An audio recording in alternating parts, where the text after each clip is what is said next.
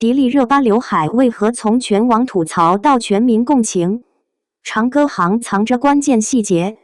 从争议到真香，长歌行的龙须发不仅是迪丽热巴的造型亮点，更是李长歌性格与命运的视觉延伸。她随剧情生长，从贵女的规整到战场的凌乱，每一丝变化都在诉说角色的蜕变。这份不迎合颜值，只忠于角色的匠心，让观众最终读懂。真正的还原是让头发丝都跟着人物活起来。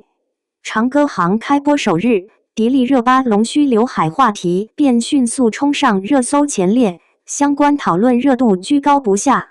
屏幕中垂至颧骨的两缕细发，瞬间引发舆论两极。不少观众吐槽将本就偏长的脸型衬得更显突兀，与赵露思的柔美造型同框时，颜值一度被认为稍显逊色。更有声音调侃这两缕头发像没灵气的细线，让脸型显得生硬。而原著党却集体破防，直言这分明是夏达漫画里的李长歌走出了纸面。这缕看似普通的额前碎发，从开播争议持续到剧中余热，最终成为长歌行角色塑造的关键亮点，更藏着当下古装剧稀缺的匠心内核。从颜值质疑到神级还原，争议背后的原著坚守。长歌行改编自夏达同名漫画，这部作品自连载以来广受关注，还曾斩获中国动漫金猴奖最佳漫画作品奖，拥有大量忠实读者。在原著中，李长歌的龙须发绝非可有可无的装饰，无论是女扮男装流亡的少年将军，还是换回女装流露脆弱的时刻，这两缕碎发如龙须的设计，始终是角色的标志性符号。它既贴合李长歌草原狼般的桀骜气质，作为玄武门之变后背负血海深仇的永宁公主，她的美自带棱角，与传统古装剧里温顺柔美的女性形象截然不同，更暗喻着她从养尊处优的宫廷贵女，蜕变为乱世中守护他人的强者的破茧成长轨迹。为还原这一核心细节，剧方近乎一复刻漫画造型，高马尾搭配垂至颧骨的细发，就连女扮男装时束发的碎发处理，都与漫画线条高度契合，甚至发梢弧度都力求贴近二次元视觉效果。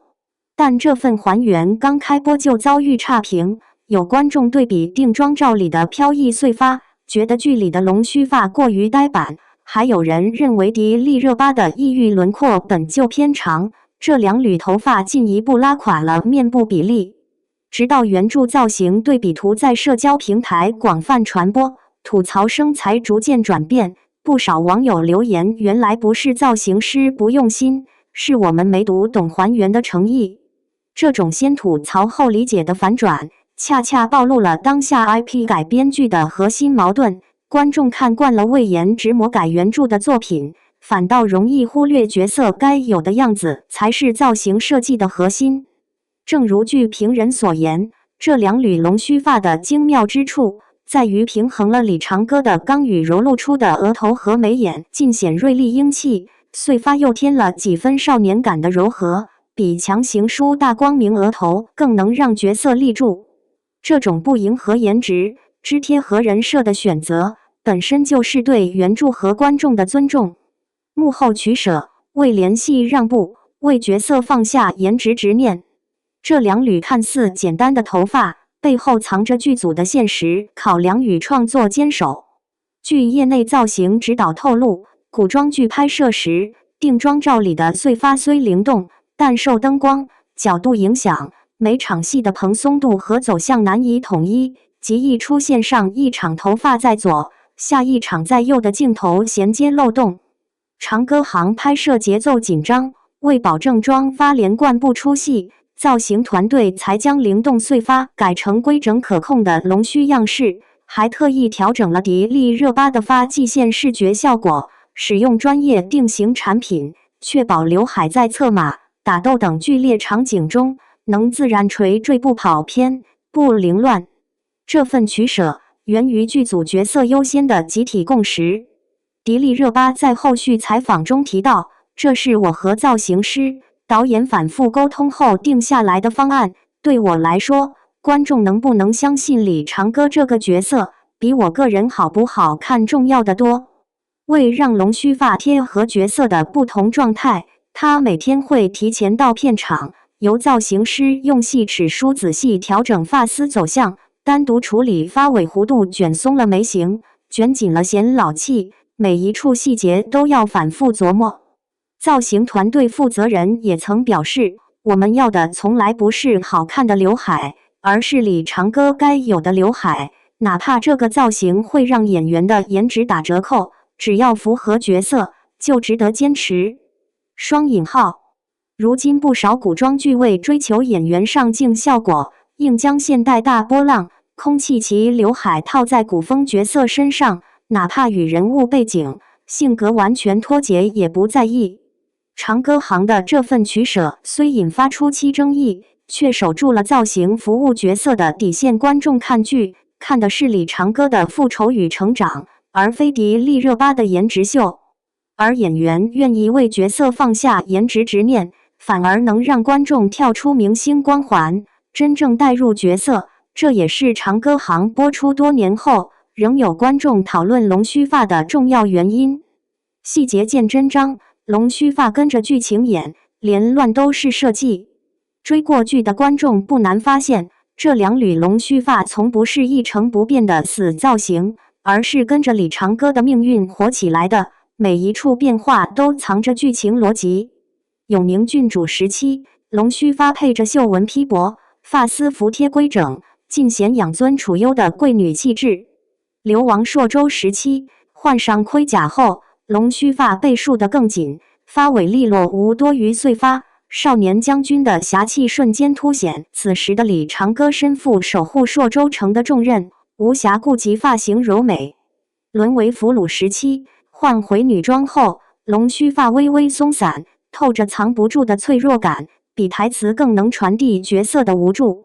逃亡打斗时期，龙须发的乱世精心设计的被反派摔打时，高马尾歪斜，龙须发却顽固地贴在脸颊，躲在草丛窥敌时，发尾沾着露水贴在皮肤上，尽显狼狈却不服输的韧劲。最戳人的名场面当属第12集的血液戏，李长歌跪地为同伴求情，额前的龙须发沾着血粒，随呼吸轻轻颤动。这一幕被观众截成动图疯传，评论区满是连头发丝都在演哭戏。迪丽热巴后来也提到，拍草原戏份时风很大，龙须发经常糊在脸上，一开始想整理，导演却说不用动，这样才对。现在回头看，那种头发贴脸的狼狈感，反而特别贴合长歌从沙漠逃出来，却依旧抬头不服输的样子。这种不追求完美，只追求真实的细节，比任何华丽头饰都更易让观众带入。毕竟谁没在大风天被刘海糊过脸，谁没在狼狈时顾不上打理头发。造型团队还曾透露，为让龙须发乱得自然，特意在迪丽热巴额角留了几缕细软碎发，避免像贴假发片般僵硬。更巧妙的是，龙须发长度随剧情推进慢慢变短，前期垂到颧骨，后期紧到眉尾，悄悄暗示李长歌从被保护者到守护者的身份转变。如今很多快餐式古装剧，连主角服饰都未必随剧情调整，长歌行愿意在两缕碎发上花如此多心思，这份细节控的坚持，堪称行业清流。从荧屏到生活，一场关于古装造型的全民讨论。如今再提长歌行的龙须发，早已从争议点变成真香现场，更引发了一场关于古装造型该如何设计的全民讨论。美妆博主纷纷推出同款教程，拆解长度到颧骨加发尾微卷的关键。历史博主也发布内容，指出这种额前留碎发的样式与唐代垂鬓审美相符。唐代壁画《簪花仕女图》中便有仕女额前留细碎发丝的形象，刘海一词的起源也与唐代民间说法相关，就连街头也常有古风爱好者梳着类似发型，引发路人关注。这场讨论指向一个核心问题：古装造型该为原著还原让步，还是为演员颜值妥协？迪丽热巴此前的古装角色早已给出答案。与君初相识中，蓬松龙须发修饰了她的脸型，成为古装造型高光。三生三世李凤九的齐刘海，藏着小狐狸的娇憨。你是我的荣耀中乔晶晶的无刘海造型，凸显了女明星的精致气场。可见还原与颜值从非对立面，关键在于是否贴合角色内核。可惜当下不少古装剧仍未参透这一点，要么为还原硬造丑造型，忽略演员与角色的适配度，要么为颜值丢了原著魂，把古风角色改成现代网红脸。而长歌行的龙须发之所以能破圈，并非因为多惊艳，而是因为他懂角色，他不是单纯的装饰，而是李长歌性格与命运的视觉延伸。当其他剧组还在堆砌华丽头饰、依赖滤镜时，长歌行愿意在两缕碎发上倾注心血，让他跟着剧情变，跟着角色活。这种匠心才是观众真正认可的。毕竟我们看古装剧，想看的是一个个鲜活的角色，而非一张张精致却空洞的脸；想感受的是故事里的悲欢离合，而非明星的颜值秀场。你当年追长歌行时，是吐槽过这两缕龙须发，还是被他戳中了？评论区聊聊你心中角色与造型完美契合的古装剧吧。